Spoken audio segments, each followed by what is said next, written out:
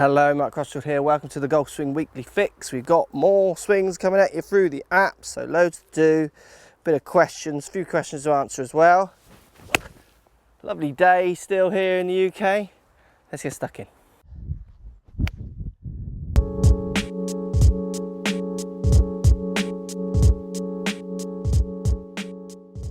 Right guys, first swing we see here, sent to me via my mobile apps, shows a real example of someone holding it in a very weak way in their left hand. There's lots of swing issues which need to be fixed, but they can't really be fixed until that grip gets sorted out. And what we're seeing, even though it's not that clear from the video, from the movements being made, I can see that this person is holding the club much more up through the top part of their left hand, so right up through the middle of the palm, which then this starts to create quite a weak floppy backswing, which is why we see that backswing go back so far. And we also see the total collapse on the way through, where the player simply can't hold on to the club enough with their left hand on the way through, and everything has to give up. Left wrist gives up, elbow gives up, and it's a real kind of flop on the way through. So for this player to start trying to improve some of the positions in their swing to make some more kind of consistent contacts, they're not going to be able to do it until they get that grip sorted. We are talking getting that grip feeling much more in the base part of the left hand, so running through the top line of the fingers a lot more, which is going to allow them to start making some much more kind of positive shapes between left arm, club and wrist as well, to integrate into there with that stronger hold. So I don't mean stronger as in more twisted or less twisted, I mean more secure, so much more secure way to hold the club.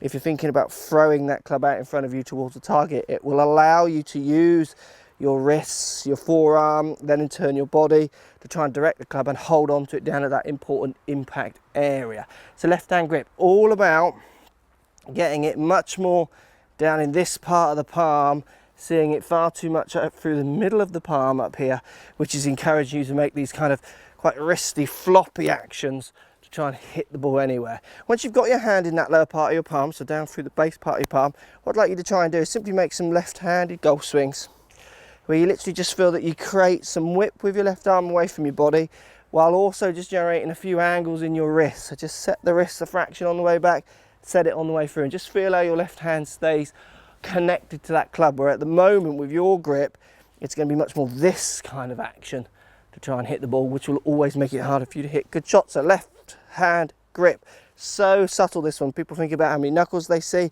They often forget to look at what part of the hand the club is going through for that secure hold, which will give you a more secure impact position, which will hopefully lead to some more secure striking.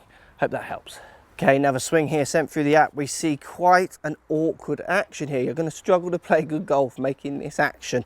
It's far too much out in front of you, then to the left of you with the club. So what people would call chopping, across the ball kind of action.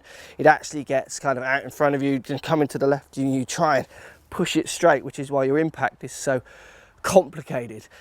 You need to start feeling of swinging the club to you. It's going to feel like you're swinging it like this, but you need to start feeling like you're swinging the club much more around your body, much more with the way your body is turning. If you are turning your body this way, so you see the way the cane is rotating this way, then surely you want that club coming a bit with you as well, similar to if you're throwing the ball. I wouldn't want you turning your body this way to throw it and moving your arm out there, which is kind of what you're doing at the moment, which is why the impact has not much on it. Simple drills for you: get a cane. I've done this in other videos lots before. Just hold on to the cane, half of it sticking out the top. Make a few backswings so you feel like you're turning the club behind you. Get the yellow cane to point down at the yellow ball, not so far out this way, which is what you're getting. That's a simple drill for you to do. Try and get you to hit some more connected shots. Got to be much more this kind of rounded action rather than simply the pick up, slam down into the ground and to the left. Get rid of that out to in action, get rid of that chopping action. You will hit much better shots. Think about it, your body's turning this way. Let the club come with you a lot more. It'll be a more connected, natural kind of action. And hopefully some better strikes will come of it if you give that a practice. Thanks for watching, hope that helps. So, question of the week time. Here we go. Great question here. This is coming from a video I did on YouTube about Mizuno MP4 irons. It's great. Don't be a pussy, Mark. Mark, don't be a pussy. Use these blades to improve your game. They are no harder to hit than anything else. Just get more feedback and control. Now, look, these are, I love comments like this because this is what golf is about, isn't it? There's so much kind of macho-ness in golf, isn't there? There's loads of unwritten rules, and if you go to many golf clubs, there are many kind of rules, little signs, don't step on this, don't do this, don't do this. It's kind of a little bit controlled, isn't it, by certain groups of people. Now, comments like that make me want to use my JPX 825, so the chunky clubs, even more. That's fine if you feel that, and I understand, that's fine, that's good, and lots of good players do feel that, and that's a good thing for you, but your opinion shouldn't really be affecting mine, which it never would. But for you guys at home, use the clubs which are best for you. Don't feel like you need to use a certain set of clubs because this player is, because that person says X, Y, and Z. You know, you've got world-class players using bladed irons, you've got world-class players using cast, big chunky irons across the board. You've got good amateurs using a variation of irons. There's no black or whites here. I feel I get the same control with these clubs. I'm still trying to learn my distances a little bit, but that's subject more to how much I get to play. My decisions are going to be built around my numbers, not the egos of my club members or fellow pros or what have you, what kind of opinions state kind of clubs I should use, or even marketing of other companies saying that good players should use this club and so on and so forth. Use the clubs that suit your game the best. Don't worry if they're ugly, don't worry if they're pretty. Use what's best for you. If pretty is something that you want to feel in your criteria when buying clubs, then do that. To argue they got more feel and control, well, feel is a personal preference. How does anyone know what I feel subject to what you feel? That's going to be a very different thing, that's very personal. Control is debatable. I'll do some more videos with these compared to my other ones to show you how the control changes or doesn't. But really the thing for me is that kind of opinion is out there a lot, certainly in golf and other sports. And just go with your instincts, play what's best for you. Don't worry about what maybe other people are saying. At the end of the day, the only thing people are really going to remember is what score you mark down on that club, on that card. It's not about what equipment you have used. Hope that helps, guys. Thanks for the comment. Keep posting comments, all good to hear.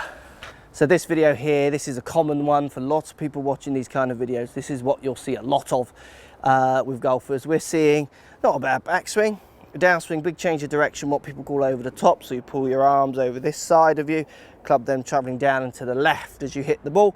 Classic kind of over the top action. Other things we see with this action is we see the pelvis start tucking under as you come through, so your kind of bum starts pushing under your torso, if you like, as you turn your shoulders way to the left. Look, simple drill. What I have the most effect with people, kind of instant success with people with this kind of action, is getting them to really feel about the shaft plane coming down flatter on the downswing.